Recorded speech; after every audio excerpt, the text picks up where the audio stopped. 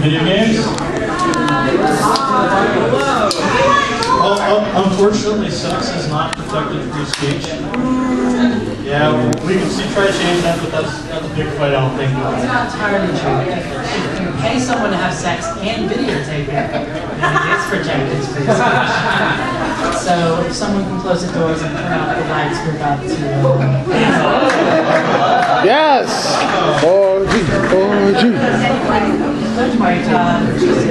Introduce ourselves real quick. My name is Chris McNeil. I am a grassroots organizer. I worked on the presidential election and now I work for the DNC, doing grassroots organizing around progressive issues. I'm Jay Clark. I'm the Washington, D.C. chapter president of the Entertainment Consumers Association, which is an association meant for us gamers. And we'll be talking about them later in the presentation.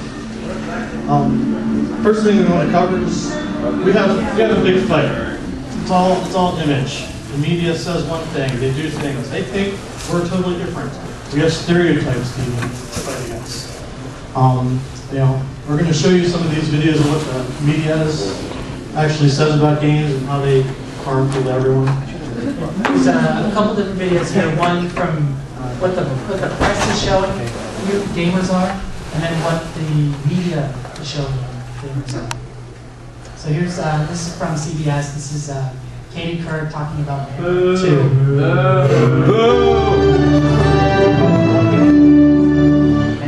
It's banned in Britain, where the film board condemned its casual sadism and unrelenting focus on stalking and brutal slaying.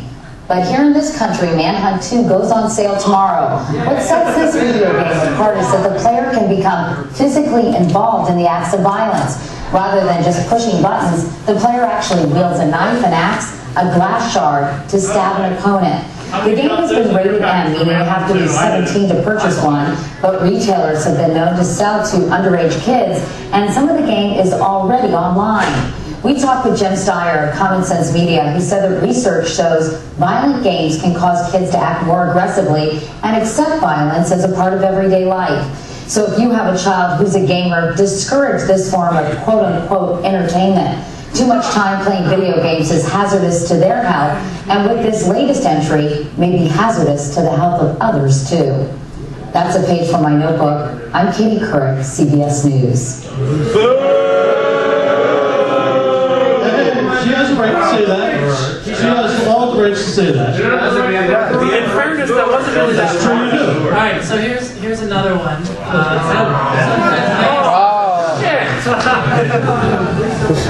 This is Law and Order SVU, and this is what people think gamers look like. I expect better from Speed Weed. This is not good. I expect better from Speed Weed.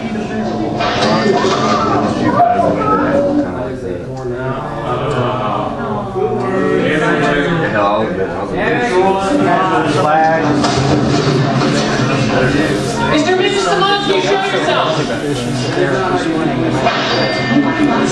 I'll look at it. I'm almost there. Let him fall. Don't let him fall. What? Don't do that loud, isn't it? Don't let him fall. They're talking to Michael Jackson.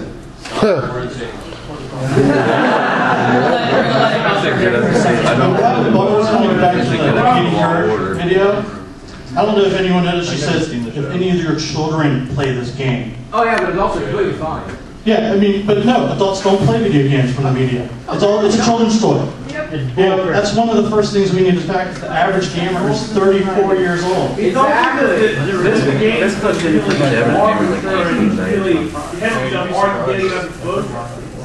also count averages. There's a lot of that.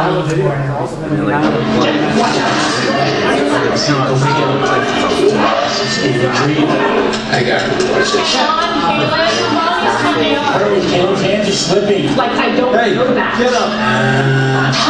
Shut it off. Get up. It's going on the left. I know, I got it. I'm trying. Hang on, Caleb. Jan's coin. Get the Jan's coin. I am. Shut up. I got it. Hey. Whoa! Where the hell did you come from? The real world. Join us. Hell no. Plug us back in. Get up. Hey, this is level 20, okay? This is the kingdom of Galagar. And our boy needs us. Right? When you treat kids, he's better off in his own world.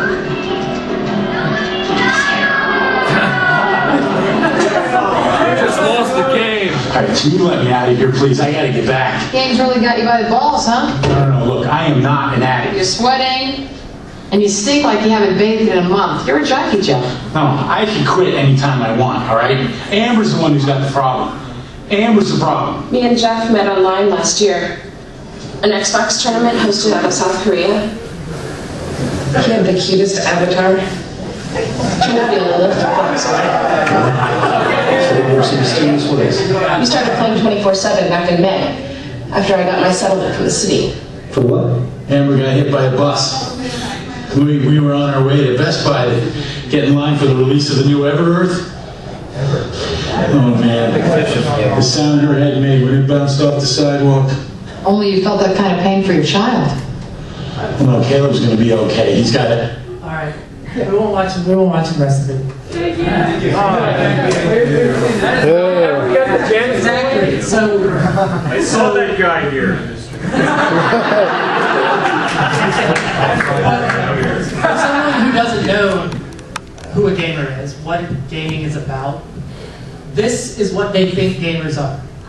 That your grandparents, your 50-year-old Republican housewives, this is the popular media portrayal that they see on television every day. They're wrong! I've just got to say that actually, I've seen this point made actually only in one place, and people still continue to do this. Even right now, we're using the word gamer, and just to stop and think about that word for a moment. Even if someone regularly sees movies, they don't call them a movieer, or something like that. And that word itself, gamer, has become associated with the stereotype. So I actually try not to use gamer. I know it's weird, but it's just, it's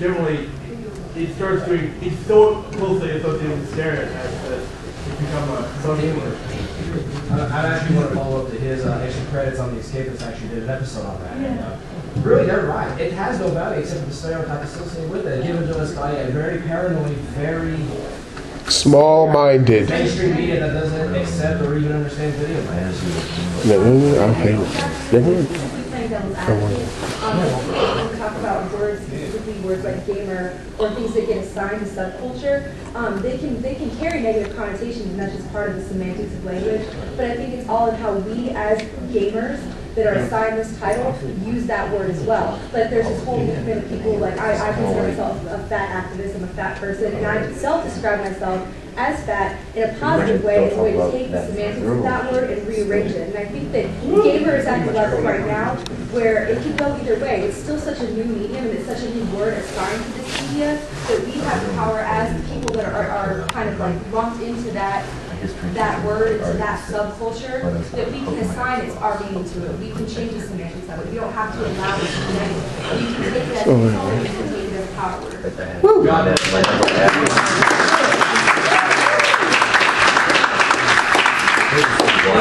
No, the very intelligent and attractive lady in front made my high school. Mine as well. Just follow up to that. I agree with that.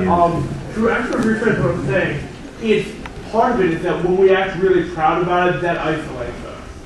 Rather than being proud about it, I think frankly we treat it more casually. A gamer is just someone who plays games. It's not someone who should be proud or like. I mean, yeah, they can be proud, but they shouldn't flaunt it. Basically, because that is generally what gets the barrier. We're going to come back to that in the second part of the discussion, but first Jay is going to give kind of a synopsis of all the current legal cases affecting, what should I use instead of gamer? Video game industry. Gamers. Okay. What issues affecting gamers? It is our hobby. We can call it our hobby too. Well, I'm sure all of you know because there's been at least 11 state laws trying to ban violent video games being sold to minors or just period. One of them actually is very special. That's the California law.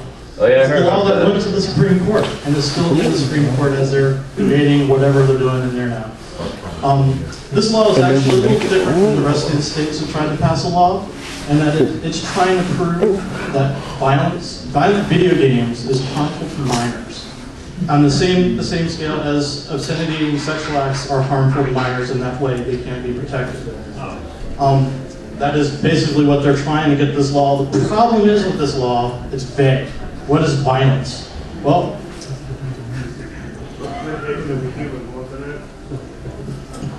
yeah, it was, actually it says, well, actually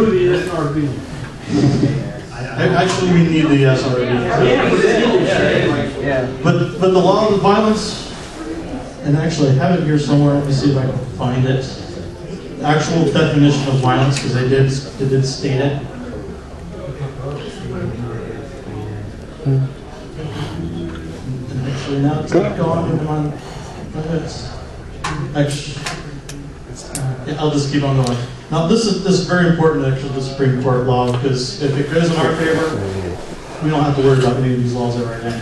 They may try doing some other things, but I think it's just going to kill any of it, and then that's not going to be. The problem is either it doesn't go in our favor, and they actually say that violent video games is protected free speech. That just changes everything for us.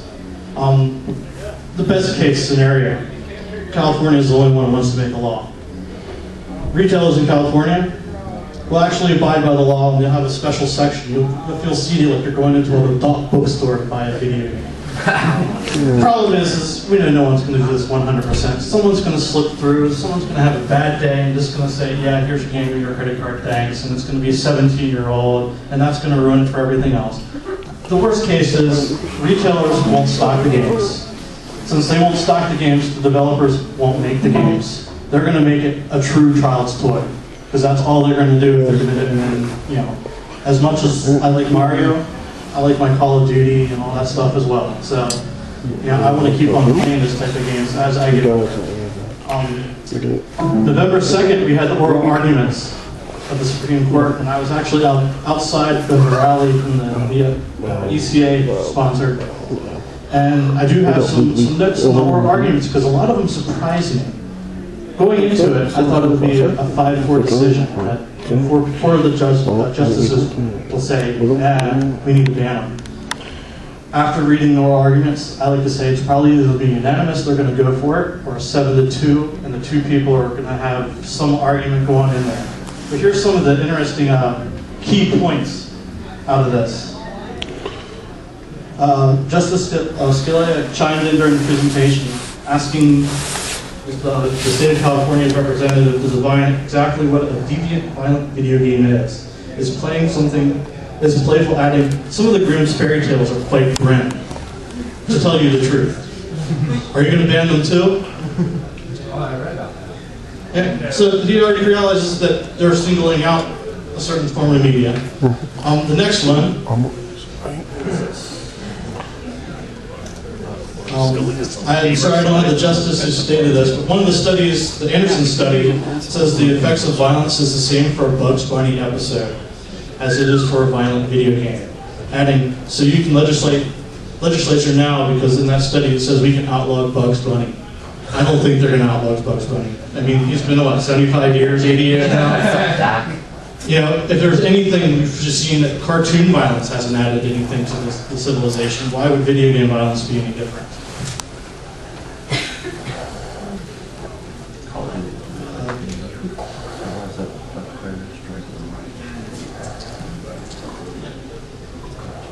I'm sorry, I'm just going through my notes and kind of scattered here.